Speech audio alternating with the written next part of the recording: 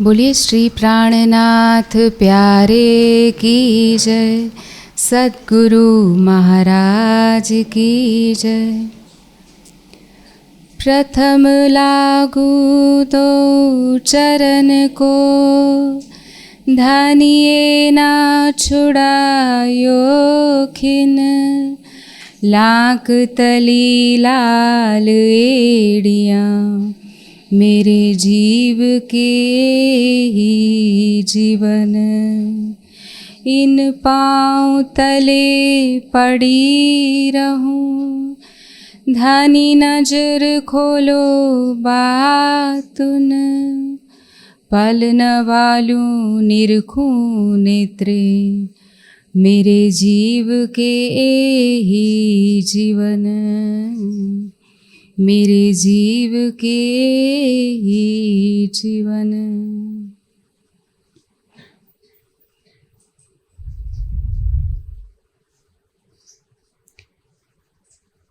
इन भांत 28 साल में रहे मस्कत में, जात आप अपनी सब छुड़ाई अरबों से, सब छुड़ाई अरबों से। यह बात भैरो सेठ सुनी,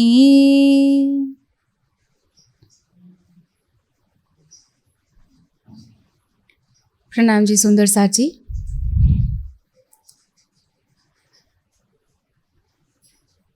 कल हमने प्रसंग सुना कि कैसे श्री जी ठट्ठा नगर से अरब में मस्कत बंदर पहुंचते हैं बाल बाई को बंद से छुड़ाने के कार्य हेतु,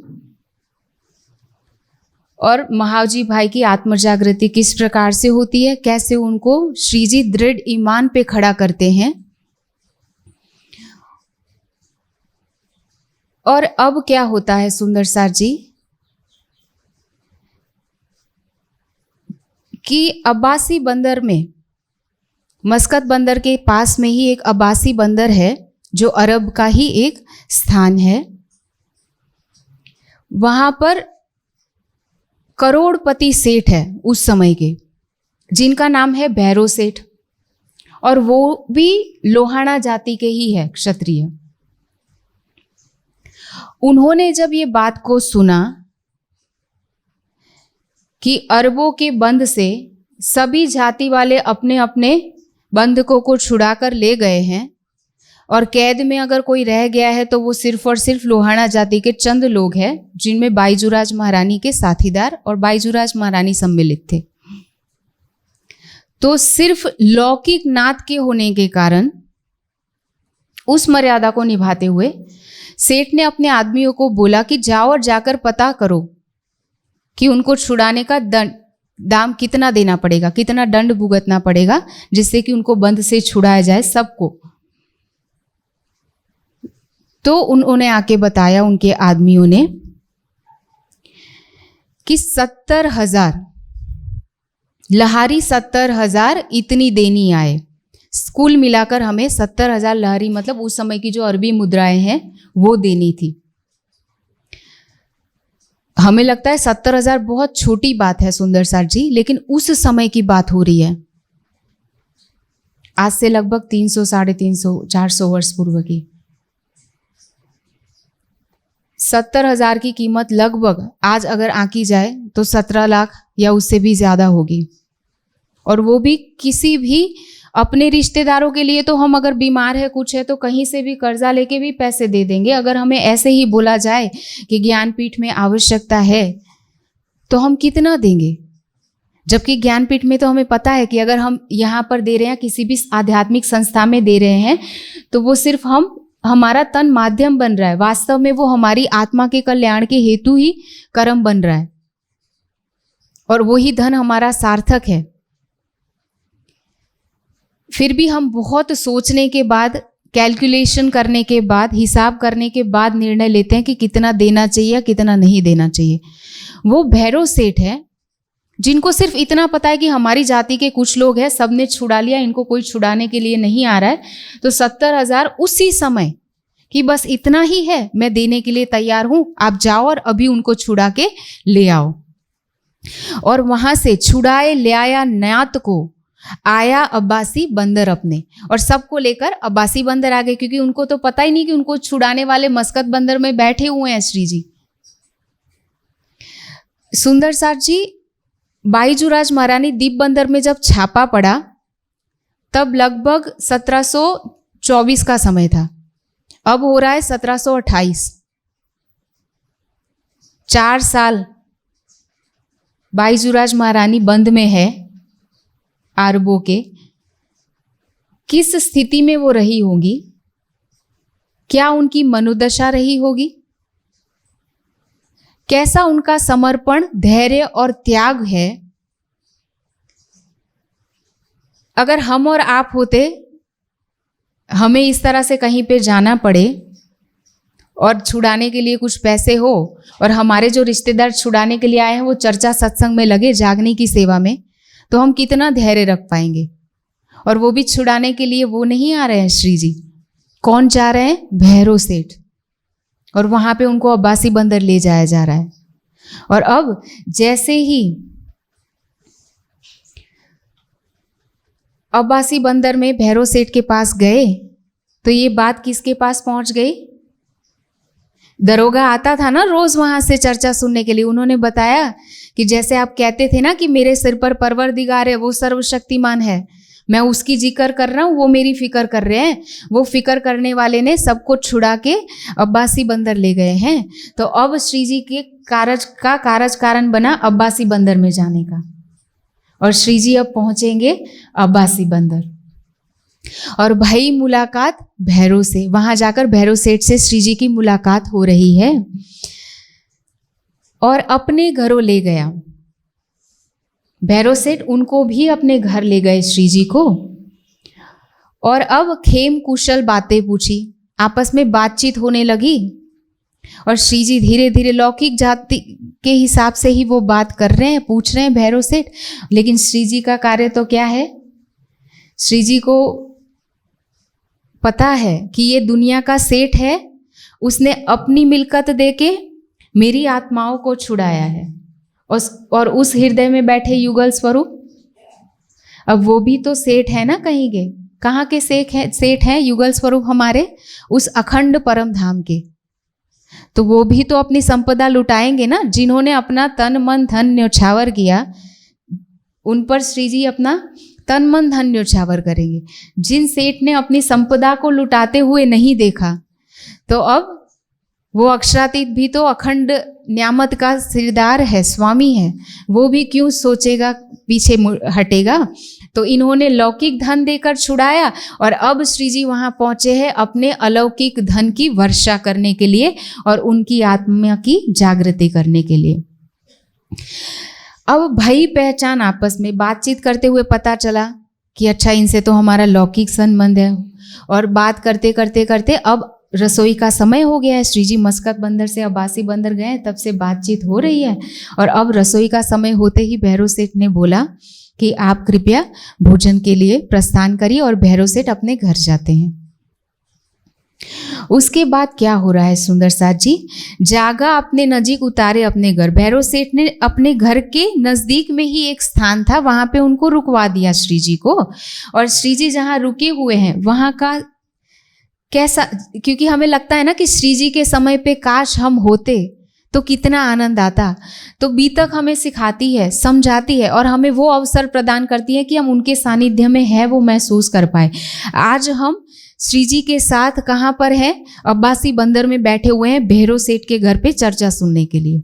और कैसा वातावरण है वहाँ पर, श्री जी जब चर्चा कर रहे हैं तो एक तरफ तो रसोई बन रही है और दूसरी तरफ चर्चा सत्संग हो रहा है।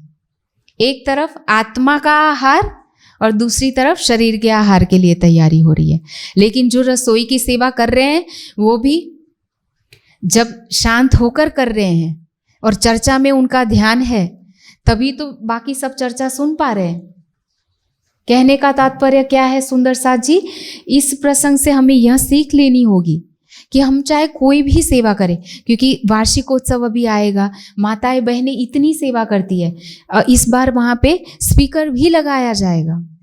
तो जब चर्चा सुने, जब हम राज्य के चरणों में उनकी ब्रह्म आत्माओं के लिए भोजन बना रहे हैं, क्योंकि परम धाम में तो रसोई की हवेली नाम मात्र की है लीला रूप में, लेकिन इच्छा मात्र से ही सब कुछ बन जाता है। यहाँ हमें अवसर मिला है कि हम जिन जिन हृदय में ब्रह्म आत्माएं बैठी हैं उन तनों को रसोई अरोगवानी की भी सेवा करें। तो जब हम वो सेवा कर रहे हो तो मौन होकर करें, और हमारा ध्यान कहाँ होना चाहिए? चर्चा में। ये नहीं कि चर्चा नहीं सुननी है इसलिए सेवा कर रहे हैं, क्योंकि ये मन ही तो दज्जाल है ना। मन के हारे हारिए, मन के जीते जीत, मन ही देवे सत साहिबी, मन ही करे फजीत। तो ज़्यादातर सुंदर साथ, मैं किसी की तरफ उंगली नहीं कर रही हूँ सुंदर साथ जी, लेकिन जब हम बीतक कर रहे हैं तो हमें आत्मचिंतन करना होगा कि कहीं वो दज्जाल हमारा मन तो नहीं है जो हमें चर्चा ना सुननी पड़े इसलिए सेवा की तरफ लेकर जा रहा है, और सेवा करते हुए भी हमारा मन कहाँ है।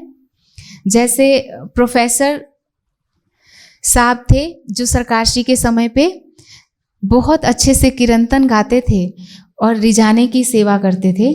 उन्होंने एक भजन बनाया था जिसमें वो कहते थे कि मंदिर में बैठे मन मंडी में घुमाते हैं, एक पाप एक पुण्य और पाप 15 कमाते हैं।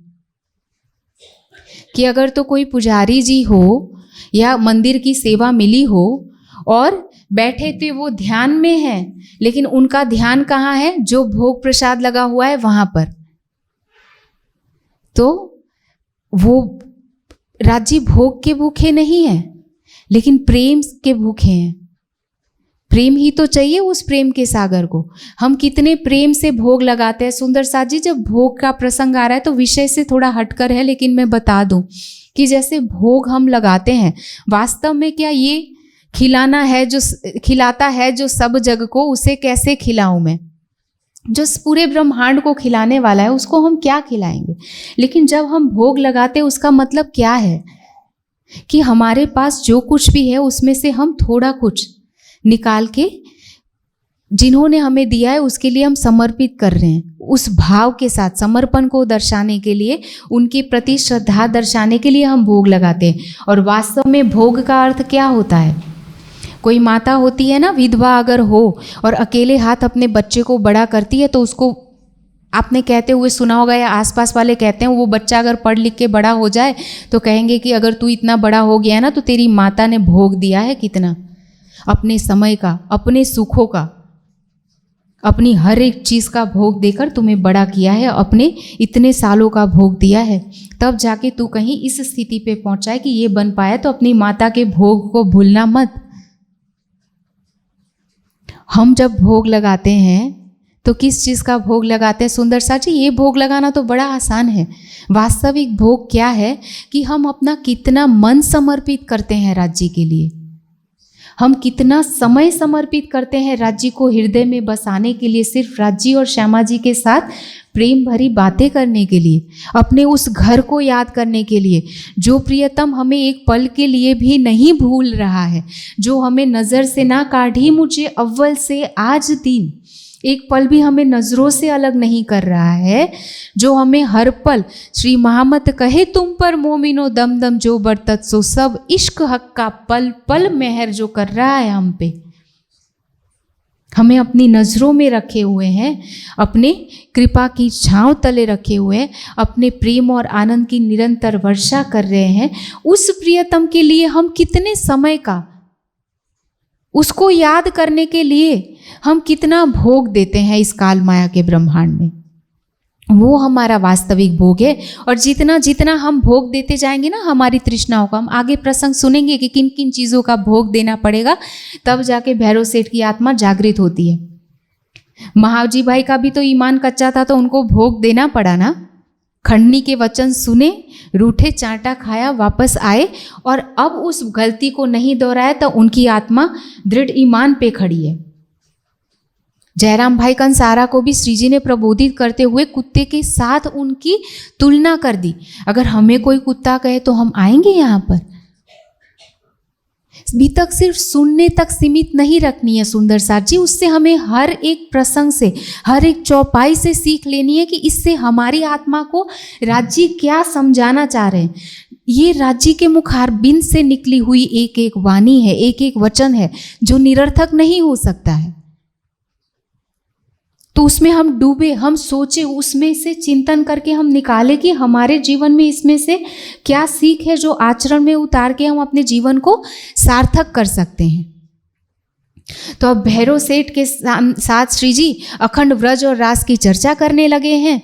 इसी प्रकार से बैठे हुए सुनते सुनते दोपहर हो गए हैं, भोजन का समय हो गया है और रसोई जो तैयार होने लगी थी, अब श्री जी भोजन करने के लिए बैठे और भैरव सेठ अपने घर गए। सोचिए सुंदर साथ जी, श्री जी अब्बासी बंदर, मस्कत बंदर से अब्बासी बंदर पहुँचे हैं।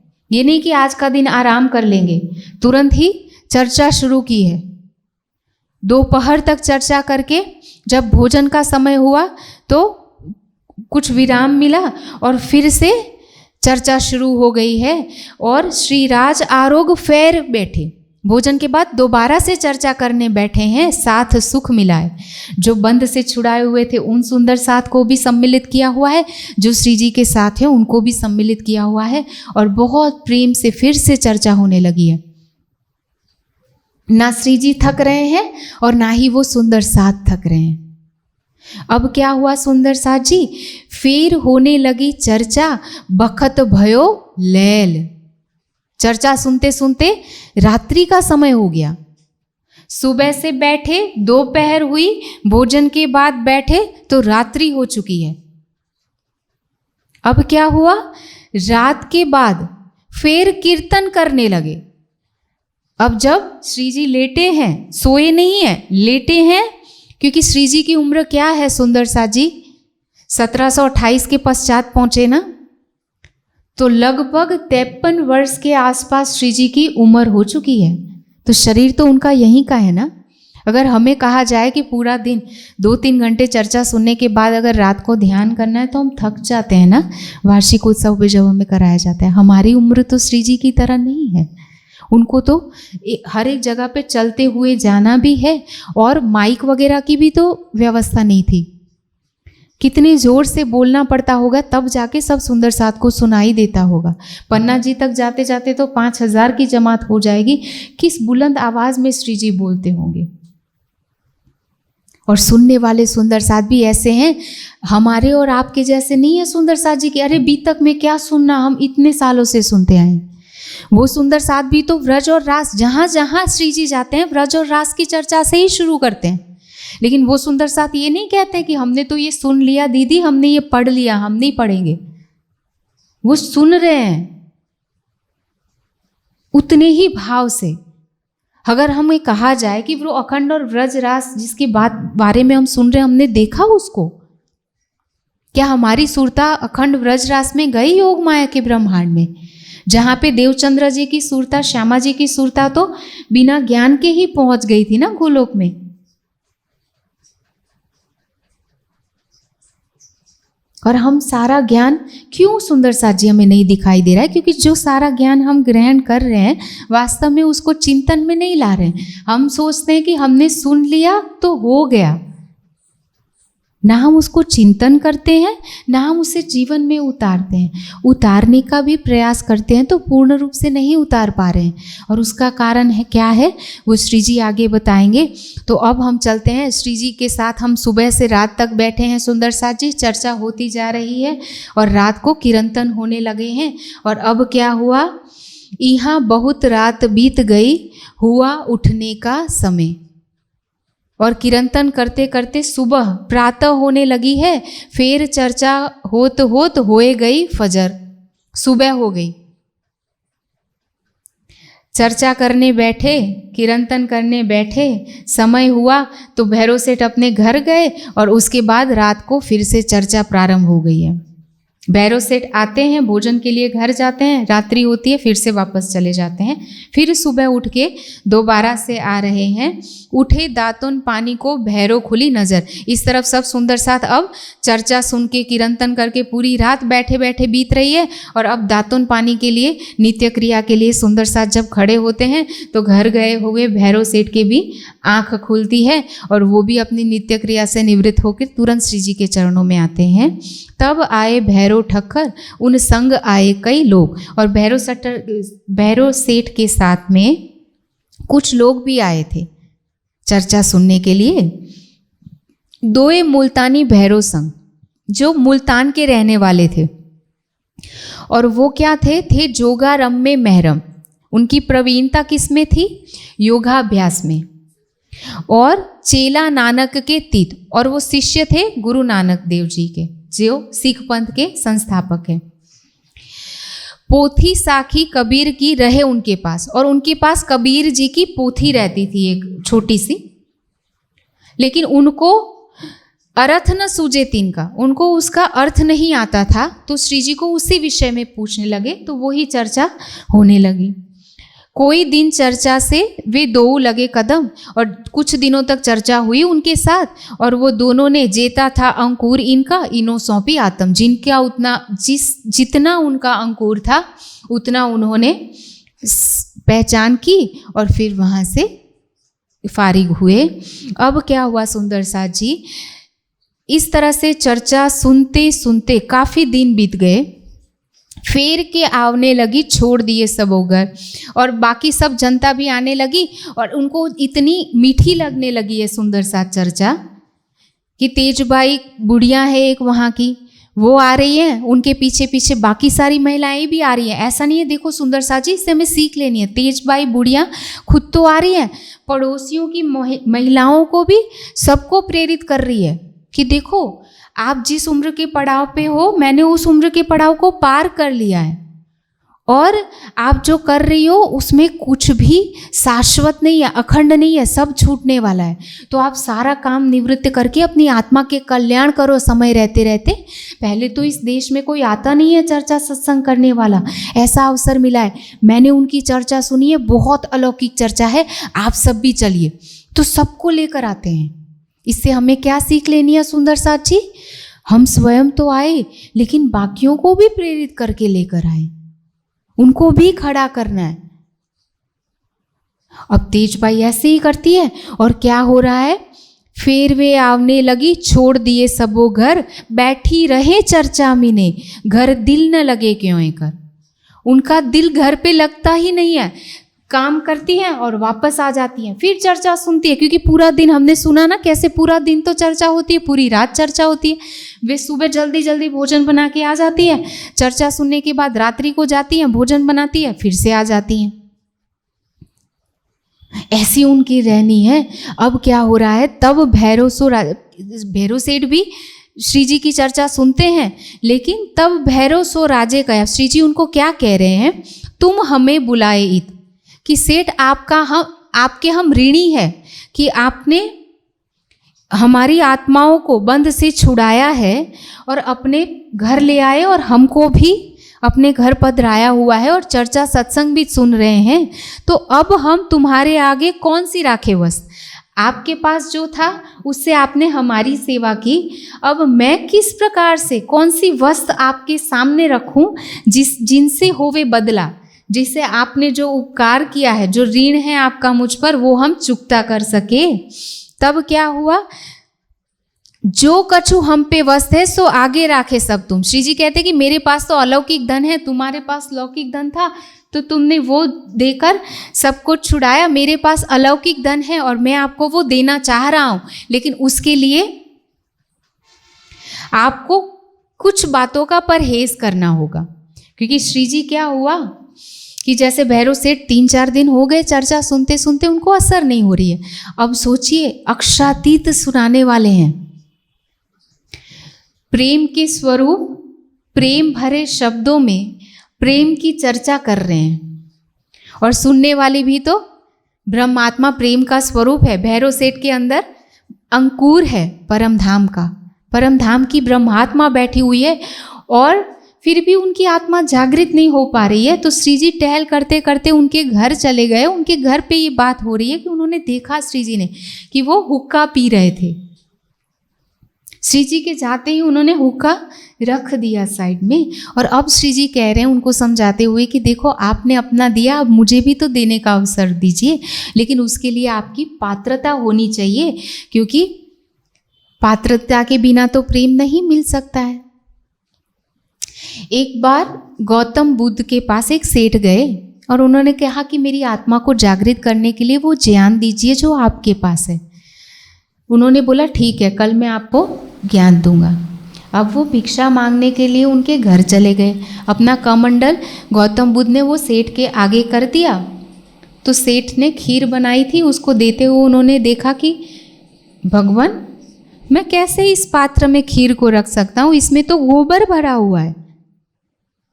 तब गौतम बुद्ध ने उनको कहा कि देखो सेठ, आप अपनी खीर को इस पात्र में नहीं डाल रहे हैं क्योंकि उसमें गोबर भरा है और आपकी खीर खराब हो जाएगी, व्यर्थ हो जाएगी अगर इसमें गई तो।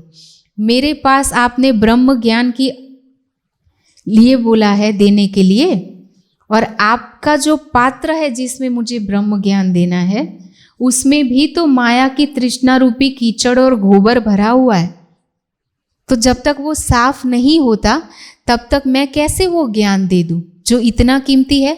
अगर आप खीर जो दूध और चावल से बनी हुई और मिश्री से बनी हुई खीर को गोबर वाले पात्र में नहीं दे रहे हैं, इतना सोच रहे हैं, तो मैंने इतने युगों के तप के बाद जो ज्ञान प्राप्त किया है वो मैं आपको पात्रता के बिना कैसे दे सकता हूँ। उसके लिए पात्रता तो बनानी पड़ेगी ना। तभी तो इंद्रावती की आत्मा क्या कहती है वाणी में, ये वचन कहता मारा प्राण निकसे। इसके एक एक शब्द को कहते हुए मेरे प्राण निकल रहे हैं। क्यों? क्योंकि ना कहवाए माया माहे आ वाणी, पण साथ माटे कहवाणी। पहले तो ये वाणी का एक शब्द भी इस ब्रह्मांड में कहने के योग्य ही नहीं है ये ब्रह्मांड, लेकिन साथ के लिए मुझे कहना पड़ रहा है, क्योंकि भारे वचन छे निर्धार, साथ करसी एह विचार। बहुत भारी वचन है। सोचिए, योग माया के ब्रह्मांड का वर्णन भी पार्वती जी का जीव नहीं सुन पाया और शंकर जी स्वयं सुनाने वाले, और उनको नींद आ गई। तो हमारा जीव पार्वती जी इतना निर्मल नहीं है। सुखदेव जी, जिनको बचपन में ही ये पता नहीं है कि स्त्री किसे कहते हैं और पुरुष किसे कहते हैं, उनको भेद ही नहीं पता है। अप्सराएं उनकी परीक्षा लेने के लिए उनके सामने नग्न बैठ जाया करती थी। ना सुखदेव मुनि को उनसे घृणा होती थी और ना ही कोई मोह होता था। वो विरक्त हैं, उनको कोई फर्क ही नहीं पड़ता है। उनको पता ही नहीं है स्त्री है ये पुरुष है, क्या विकार है क्या नहीं है। और फिर भी उनसे अखंड योग माया में होने वाली रास का पूरा वर्णन नहीं हो पाया। वर्णन नहीं हो पाया सुंदर साची। जिस रास में हम खेले थे योग माया के ब्रह्मांड में, उसका वर्णन भी वो नहीं कर पाए। इतने पवित्र सुखदेव मुनि, जो अक्षर की पंच वासनाओं में से एक है। इन सब की बात छोड़िए, जिस अक्षर की पंच वासनाओं में से एक है, जो अक्षर ब्रह्म हमारे ही परम धाम में अक्षरधाम में रहते हैं, जो हमारे ही राज्य के सतंग है, वो कैसे निर्विकार होंगे।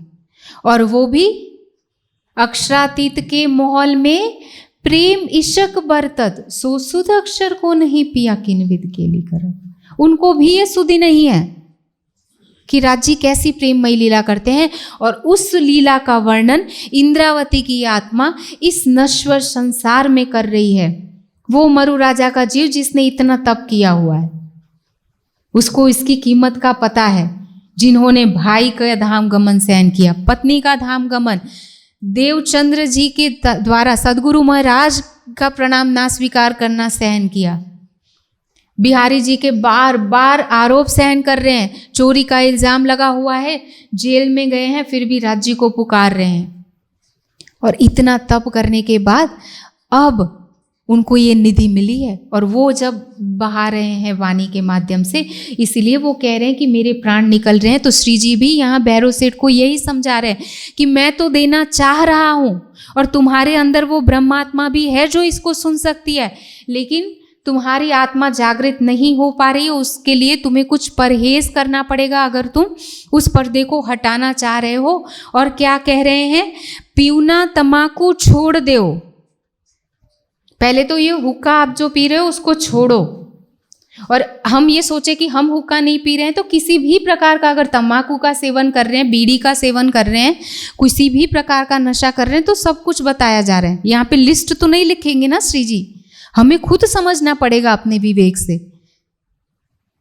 और मांस मछली सब, और आपको मांसाहार करना भी छोड़ना है, क्योंकि पहले ही हमने बात की सुंदर सार जी, क्योंकि समंदर के नज़दीक रहते हैं वो, तो मछली को क्या कहते हैं कि एक तो समुद्र की सब्जी है,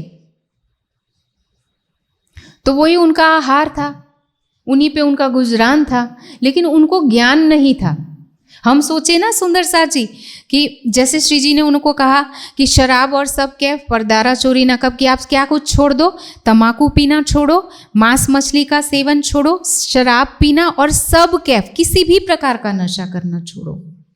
अगर तो आप शराब का नशा कर रहे हो उसको छोड़ो, अगर तो आपको मोबाइल का नशा है तो वो छोड़ो, अगर तो आपको बातें करने का नशा है तो उसको छोड़ो।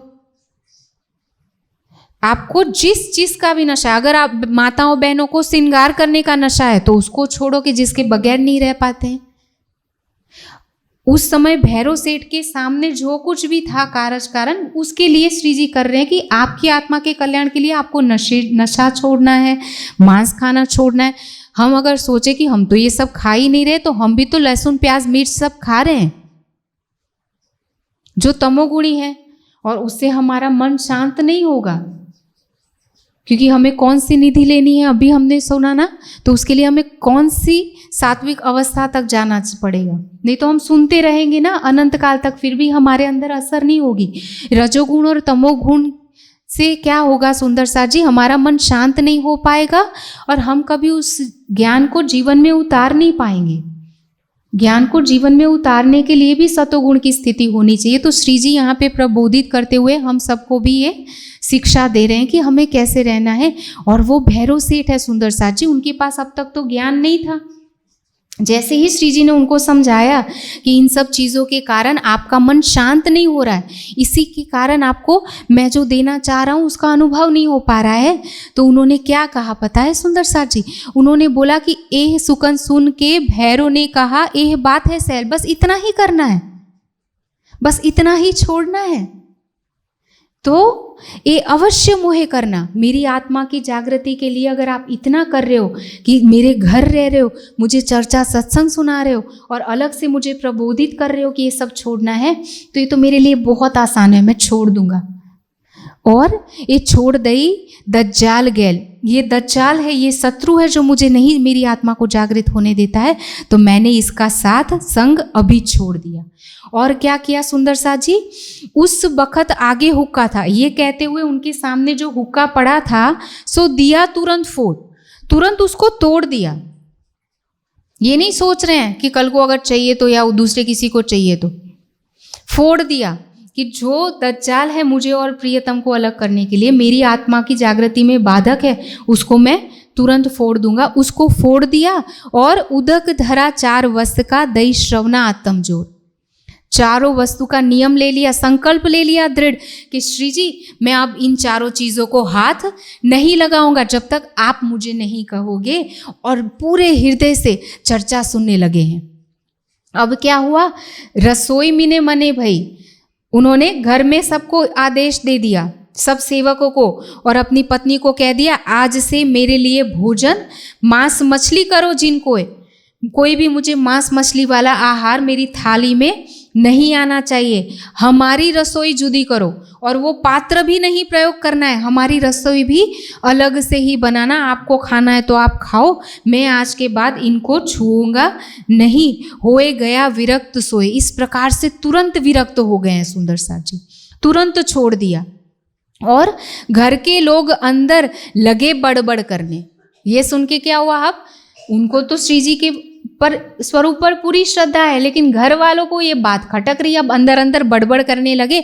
पता नहीं कैसे कैसे महात्मा आ जाते हैं, इनको तो पता ही नहीं है कि कि जिन बातों का परहेज करवाया है उन्हीं पे तो इनको पिंड तो इन पे, इनका तो शरीर है इस पर निपटा है।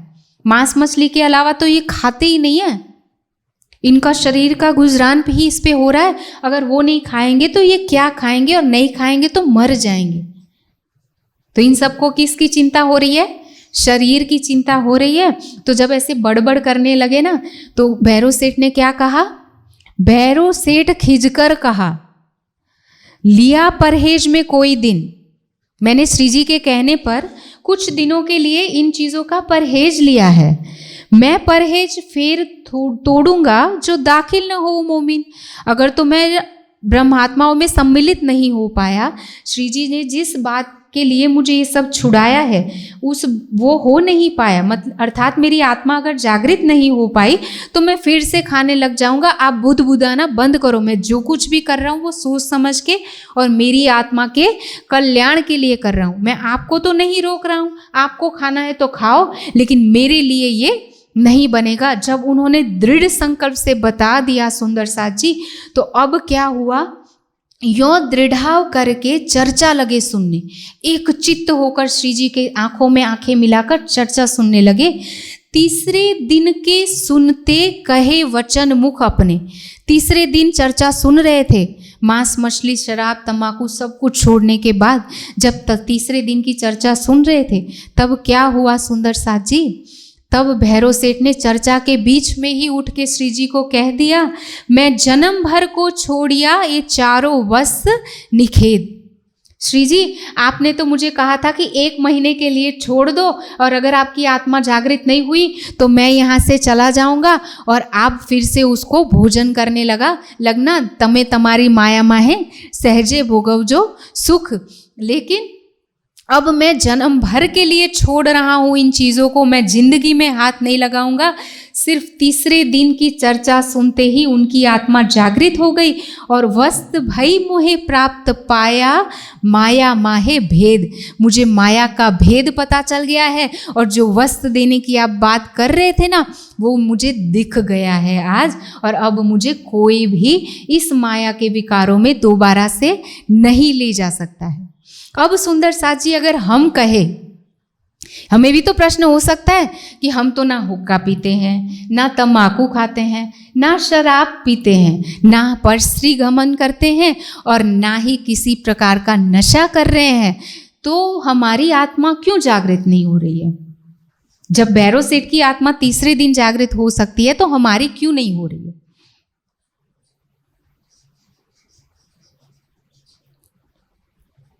प्रश्न तो आया ही होगा सबके मन में। इसका कारण यह है सुंदर साथ जी, भैरव सेठ जो कुछ भी कर रहे थे ना, सबसे पहले तो वो खुलेआम कर रहे थे। ऐसा नहीं था कि वो छिप छिपा कर कुछ कर रहे हैं। उनमें जो विकार थे वो श्री जी के सामने प्रत्यक्ष थे, तभी तो श्री जी ने उनको बोला कि ये करना छोड़ो। सदगुरु के सामने वो खुली किताब की तरह थे। पहली बात, उन्होंने छिपाया नहीं अपने अवगुणों को। दूसरा, उनके पास ज्ञान नहीं था और अज्ञानता के कारण वो उन सब चीज़ों में लगे हुए थे।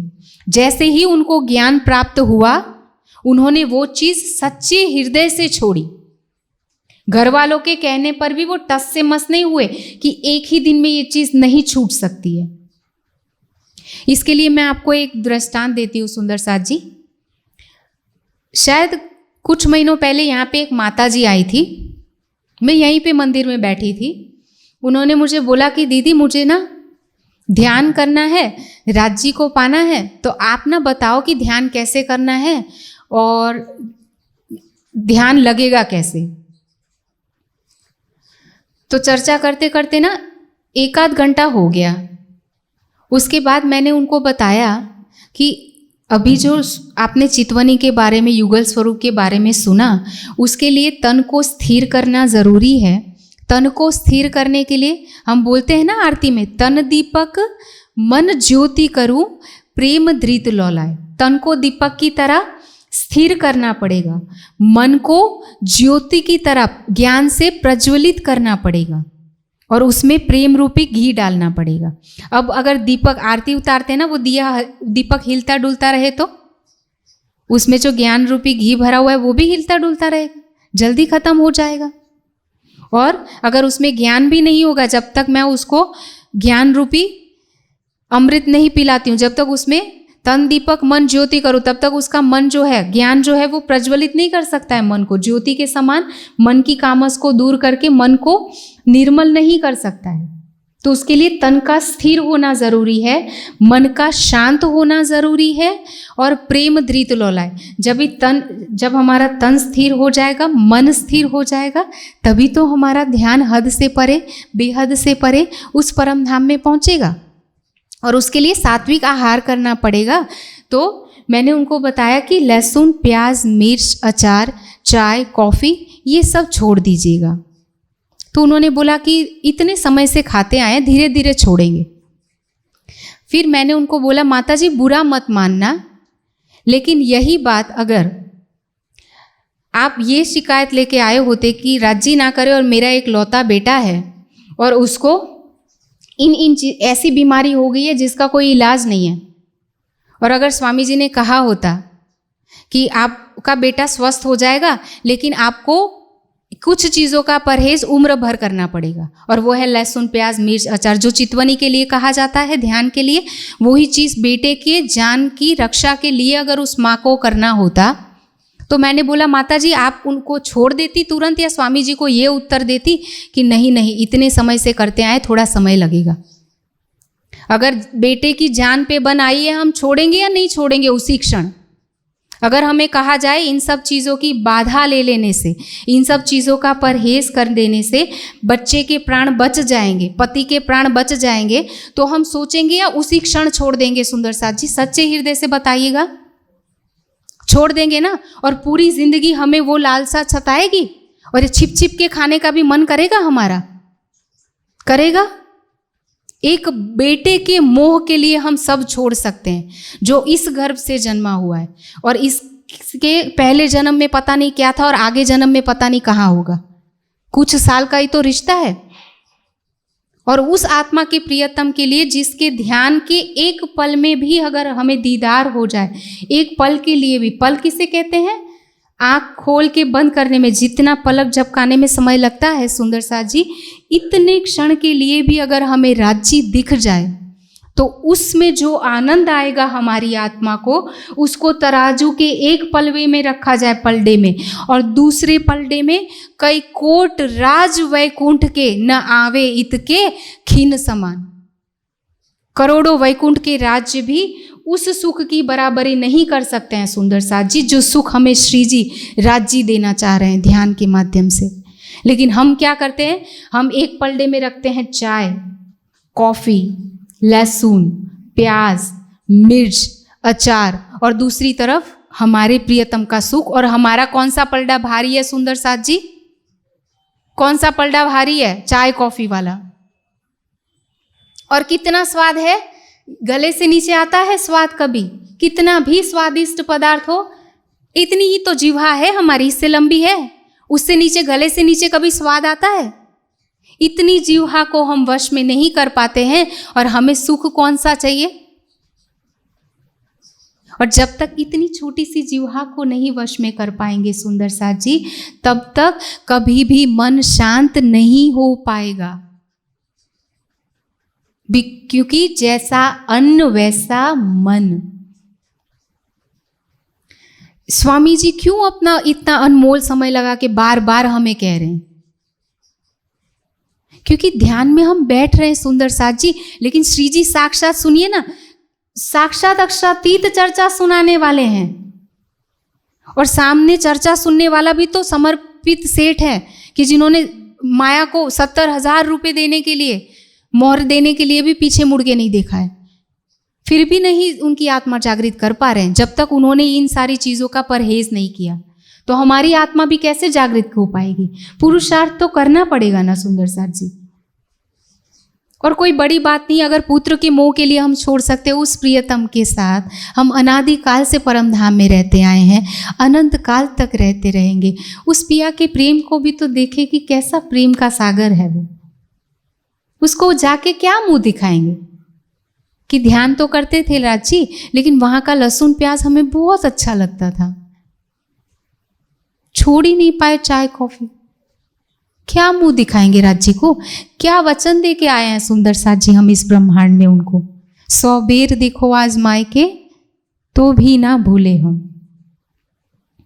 तो आज सुंदर साथ जी संकल्प करें, यहाँ राज्य के सामने बैठे हुए चरणों में अभी इसी क्षण संकल्प करें कि चाहे प्राण छूट जाए, कुछ नहीं छूटता है। बच्चे के लिए छोड़ते समय प्राण नहीं छूटते हैं, मिठाई कितनी भी प्यारी हो, अगर शुगर की बीमारी हो जाए तो उसको छोड़ने पे भी प्राण नहीं छूटते हैं। तो क्या राज्य के लिए इतना, और राज्य के लिए कुछ नहीं कर रहे हैं, हमें समझना पड़ेगा ये चीज़ हम अपनी आत्मा की जागृति के लिए कर रहे हैं। राज्य के लिए तो हम कुछ कर ही नहीं सकते हैं। अगर हम पात्रता बना लेना राज्य जो कह रहे हैं उतनी, तो भी खुश हैं वो, बाकी तो सब वो करेगा आगे का। हमने तो जो पकड़ रखे हैं ना बेर, खंभा जो पकड़ के रखा हुआ है उसको छोड़ना है। तो संकल्प ले सुंदर साथ जी कि जिस तरह से सच्चे हृदय से भैरव सेठ ने छोड़ा है ना, 1 महीने के लिए बीतक सुन रहे हैं, 2 महीने के लिए जितना भी शेष समय है उतने समय के लिए तो नहीं ही हाथ लगाएंगे, और भैरव सेठ ने तो हमेशा के लिए छोड़ा है। सुंदर साथ जी हम भी संकल्प करें कि चाहे प्राण छूट जाए लेकिन इन चीज़ों को हाथ नहीं लगाएंगे जो हमें और राज्य के को बाधा बने हुए हैं, हमारे बीच में पर्दा करे हुए हैं, हमें अलग करे हुए हैं हमारे प्रियतम के सुख से। राज्य जो सुख देना चाह रहे हैं उसको हमें लेने नहीं दे रहे हैं, तो वो सुख, उन चीज़ों को हम कभी हाथ नहीं लगाएंगे। जो भी सुंदर साथ इस प्रसंग को सुने, सुंदर साथ जी बरसों से सुनते आए हैं, लेकिन आज प्रतिज्ञा करें, सेठ की तरह ही दृढ़ संकल्प करें कि आज के बाद हम नहीं खाएंगे चाहे कुछ भी हो जाए।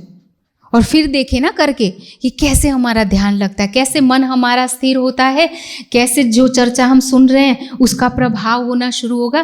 धीरे धीरे मन शांत होता जाएगा और ध्यान लगता जाएगा। जैसे भैरव सेठ को दिखा वैसे हमें भी दिखेगा।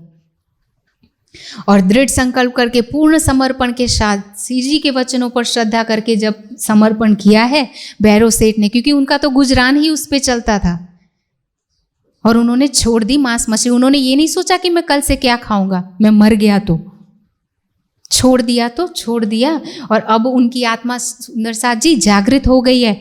और अब क्या हुआ, क्योंकि इतना बड़ा सेठ आ गया है श्री जी के चरणों में, तो खड़बड़ मची पूरे अब्बासी बंदर में, और सब चर्चा सुनने के लिए आ रहे हैं। और अब क्या हुआ, वहाँ भंसारी जाति की जो महिलाएं थी ना, वो भी तेजबाई बुढ़िया के साथ चर्चा सुनने आती थी। मैंने अभी कहा ना, तेजबाई सबको लेकर आती थी, और दिन रात उनको चर्चा में इतना रस आ रहा है। माताओं बहनों को घर का काम पूरा करके तुरंत आ जाती है, पूरा दिन चर्चा सुनती। पहले तो पतियों को गरम गरम भोजन मिलता था, अब सुबह बना के जाती है, रख के चली जाती है। दोपहर को ठंडा खाओ, रात को भी ठंडा खाओ, क्योंकि शाम को बनाए फिर से। जब चर्चा में गैप आती है, समय मिलता है, तो आके जल्दी से बनाती है और फिर आत्मा के कल्याण के लिए चली जाती हैं, क्योंकि वो ये सोचती है ना कि कब ये आत्मिक आहार मिलेगा, कहाँ हमें अलौकिक चर्चा सुनने को मिलेगी। तो अब क्या हुआ, पतियों को तो हमारे और आपकी तरह उनको तो जीवा का मोह था, गरम गरम भोजन नहीं मिल रहा है, पकवान नहीं मिल रहा है, पत्नियां रह नहीं रही है घर पे। तो अब क्या हुआ, वो गए भैरव सेठ के पास। दज्जाल तो खड़ा होगा ना, तो अब भैरव सेठ के पास गए और क्या कह रहे हैं, हमारी लड़ाई तुमसे होए, हमारी आपसे लड़ाई हो जाएगी सेठ जी, आप क्या करिए, हमारी पत्नियों को यहाँ आने से मना कर दीजिए। तो भैरव सेठ उनको कहते हैं, हम बुलाने न जात काहू को, मैं तो आपके घर में आपकी पत्नियों को बुलाने के लिए नहीं आ रहा हूँ, वो स्वयं आ रही है, और सब आवत अपनी गरज, और वो अपनी आत्मा के कल्याण के लिए आ रहे हैं। यहाँ मैं अपना काम तो करवा नहीं रहा हूँ उनसे, जो मैं उनको मना करूँ, आपको मुझे कहने का अधिकार ही नहीं है। और दूसरा वो कह रहे, इत हम इनको क्या करें, इत चर्चा होत भगवान, यहाँ भगवान की चर्चा हो रही है, कारज होत आत्म को, उनकी आत्मा का कल्याण हो रहा है, आवत पूरी पहचान, और उस अक्षरातीत की पूर्ण पहचान आती है इस चर्चा को सुनने से, इसलिए वो आ रही हैं। आप हमें क्यों कह रहे हो, आपको रोकना है तो उनको रोको। और उनको भी सेठ कह रहे हैं, भैरव सेठ उनको भी प्रबोधित करते हुए क्या कह रहे हैं, तुम आड़े होत हो तिनके, न आप सुनो न देहो सुनने। और आप कैसे हो, पति आप शरीर के होंगे, लेकिन अगर वो आत्मा के कल्याण के लिए कुछ अच्छी बात ही तो सुनना चाह रही है, तो आप उनको ना खुद सुन रहे हो ना उनको सुनने दे रहे हो। तो ये सब करत है कलयुग। आपको तो पता ही नहीं है कि आप सब तो दज्जाल का स्वरूप हो, और ये अज्ञानता जो आपके मन में तन में छाई हुई है ना, वही आपसे उल्टे काम करवा रही है। आप छोड़ो इन सब चीज़ों को। तो सेठ उनको भी समझाते हैं, लेकिन वो भी कहाँ समझने वाले थे सुंदर साथ जी। अब भैरव सेठ के सामने नहीं बस चला तो जाके अपनी पत्नियों को बोल रहे हैं कि आज से आप चर्चा सुनने नहीं जाओगी। और वो पत्नियां ऐसी नहीं थी सुंदर साथ जी, अगर हमने संकल्प कर लिया कि हम लहसुन प्याज नहीं खाएंगे और घर में जाके अगर झगड़ा होता है ना पतियों का पत्नी से और पति का पत्नी से, तो भैरव सेठ के प्रसंग से हमें सीखना है कि कैसे दृढ़तापूर्वक उनको जवाब देना है, और बहनों को भी जवाब देना है। तो कैसे देना है ये बीतक की चौपाई हमें सिखाती है। उन्होंने कहा हम आत्म सौंप चुकी, हम तो उनको आत्मा सौंप चुके हैं, आप हमारे शरीर के पति हो और हम अपनी सारी सेवा कर रहे हैं। पहले तो यहाँ पे कभू न चर्चा होए, यहाँ पे कोई चर्चा सुनाने के लिए आता नहीं है और आया है, और हम भगवान की चर्चा सुनने के लिए जा रहे हैं। हमसे बुरा ना हुआ कोई काम, हम कोई गलत काम के लिए नहीं जा रहे हैं, और हमारा कोई पूर्व जन्म का अंकुर होगा, कुछ पुण्य होगा जिसके कारण हमें ये चर्चा अरब की धरती पर सुनने को मिल रही है। और देह तुम्हारे भाग की, ये शरीर आपके भाग का है, जिनके पति होने के कारण आप इतना अधिकार जता रहे हो कि हमें अपनी आत्मा के कल्याण के लिए चर्चा सुनने के लिए छोड़ रहे हो। तो आपको ये शरीर रखना है ना, तो सो छोड़ देते हैं हम। बहुत प्यारा है आपको ये शरीर, तो ये शरीर हम आपके लिए छोड़ देंगे, हमारी आत्मा उनके चरणों में चर्चा सुनने के लिए जाएगी। यही थी ना हमारी श्यामा जी की भी तो पुकार, उन्होंने भी तो यही कहा था कि अगर आप हमें मत्तू मेहता को और कुंवर बाई को क्या कहा था कि अगर आप हमें भागवत की चर्चा सुनने के लिए रोकेंगे तो आप शरीर को रखिएगा, रे मूर्खो मैं मरने का नहीं, और अगर आपने मुझे रोका तो मेरी आत्मा वहाँ चली जाएगी, अपने भाग का ये शरीर आप रख लेना। और माता, मैं आपको झगड़ा करने के लिए नहीं कह रही हूँ सुंदर साथ जी, उल्टी बात मत लेना। दृढ़ संकल्प होना चाहिए, कुछ नहीं माया बिगाड़ सकती है। राज्य बड़े या माया बड़ी, अगर राज्य के लिए हमें कुछ सुनने को मिल भी रहा है तो कितना खुश होगा वो। दुनिया के लिए हम इतना सुनते हैं, राज्य के लिए इतना नहीं सुन पाते, कुछ तो करे ना। तो अब क्या हुआ सुंदर साथ जी, पूरे दिल से उन सुंदर साथ ने, उन सारी बहनों ने और माता ने कह दिया कि हमने तो ये छोड़ दिया है, ये देह आपके भाग की है, आप उसे रखना चाहो तो रखो। तो अब चुप रह गए कि अरे ठंडी रोटी तो मिल रही है, अगर ये मर जाएंगे तो रोटी भी नहीं मिलेगी। कोई नहीं, कितने दिन तक रहेंगे, एक दिन तो जाएंगे, फिर गर्म भोजन खा लेंगे, अभी तो इनकी जान बचा लो। तो चुप हुए। अब क्या कर रहे, भैरव सेठ से क्या सामने उनकी नहीं चली, पत्नियों के सामने नहीं चली, तो अब गए तेज भाई बुढ़िया के पास। सोचते इसी बुढ़िया के पीछे पीछे ये सब जा रही हैं, उनको रोकते हैं। उनको अगर रोकेंगे, उनको कहेंगे ना वो नहीं जाएंगी तो ये सब नहीं जाएंगी। अब बुढ़िया के पास गए। अब तेज भाई तो दिन रात चर्चा सुनने में लगी, बोल रहे कि क्या आप हम मेरी उम्र नहीं देख रहे हो, मैं बूढ़ी हो चुकी हूँ दुनिया की ये सारे कामकाज करते हुए, अब मैं निवृत्त हो चुकी हूँ, मैं अपनी आत्मा के कल्याण के लिए चर्चा सुनने के लिए जा रही हूँ, और आप अपनी पत्नियों के कारण मुझे रोक रहे हो। अभी मैं इस उम्र में चर्चा नहीं सुनूंगी और अपनी आत्मा का कल्याण नहीं करूंगी तो किस उम्र में करूंगी। आपको रोकना है तो आप किसको रोको, अपनी पत्नियों को रोको। मुझे आपको कहने का कोई अधिकार नहीं है, मैं तो वहां जाऊंगी, तुम्हें करने हो सो करो, है आपको जो मर्जी कर लो, मैं तो चर्चा सुनने जाऊंगी। अब जब कहीं पर भी उनका बस नहीं चला तो अब क्या हुआ, चुप हो गए सुंदर साथ जी, शर्मिंदा होके घर में बैठे गए और सोच रहे हैं कि आज नहीं तो कल जब ये चले जाएंगे तब सब शांत हो जाएगा। अब धैर्यपूर्वक माया शांत हो गई है। और अब क्या होता है, चर्चा चितवनी उत्सव होने लगा जोर, रोज रोज चर्चा होने लगी। चितराज को साथ तरफ बढ़ने चला और सब राज्य की तरफ सबका चित्त हो गया है, दिन रात चर्चा हो रही है। और अब ऐसे करते करते करते जब इत मास 2-3 भये, 2-3 महीने हो गए हैं सुंदर साथ जी, रजा मांगी जब। और श्री जी कह रहे हैं कि अब मैं जिस कार्य के लिए आया था वो हो गया है। अगर मैं मस्कत अब्बासी बंदर में 1 साल के लिए रुक जाऊंगा तो बहुत सारी आत्माएं आएंगी, लेकिन एक स्थान पे तो मैं रुक का नहीं रह सकता हूँ, क्योंकि अभी तो शाकुंडल सकुमार की आत्मा को जागृत करना है, उन पे ही तो जागने का उत्तरदायित्व है।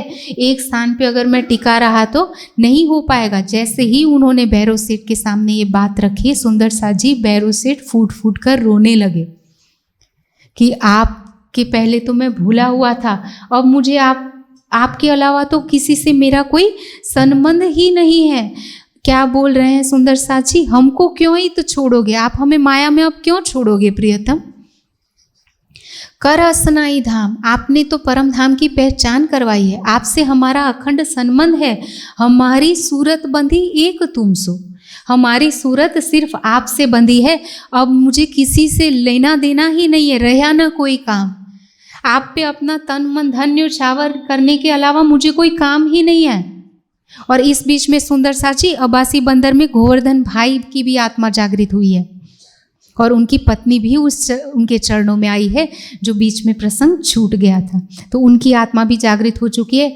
गोवर्धन भाई भी आगे जाके बहुत प्रमुख भूमिका निभाने वाले हैं, वो भी अब्बासी बंदर के थे, उनकी जागनी भी भैरव सेठ के घर पर ही हुई थी।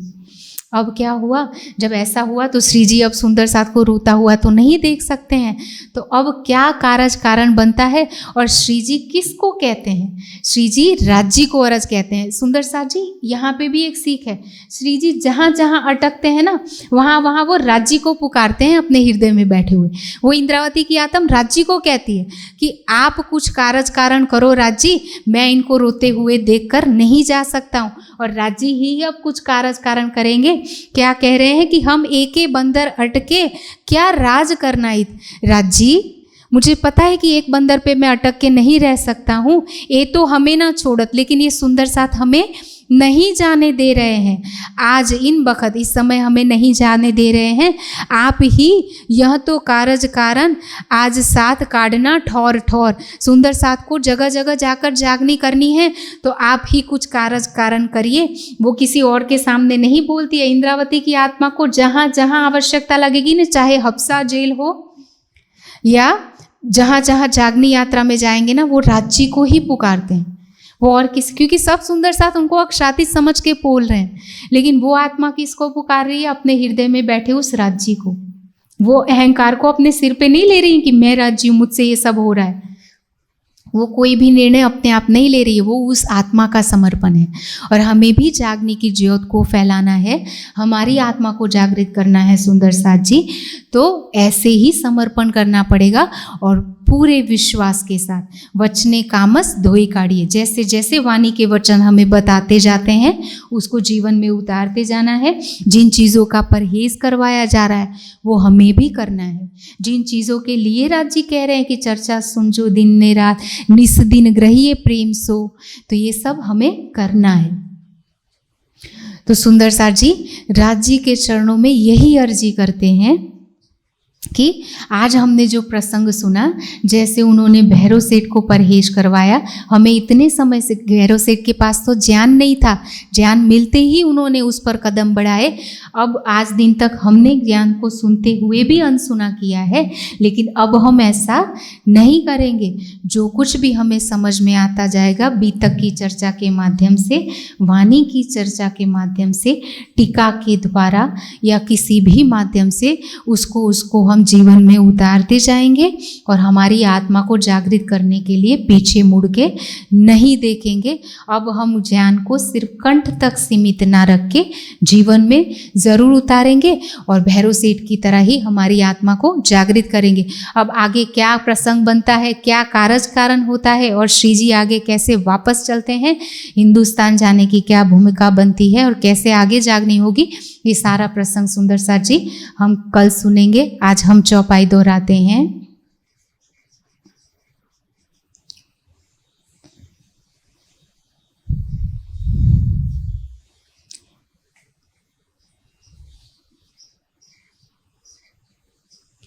हम एके बंदर अटके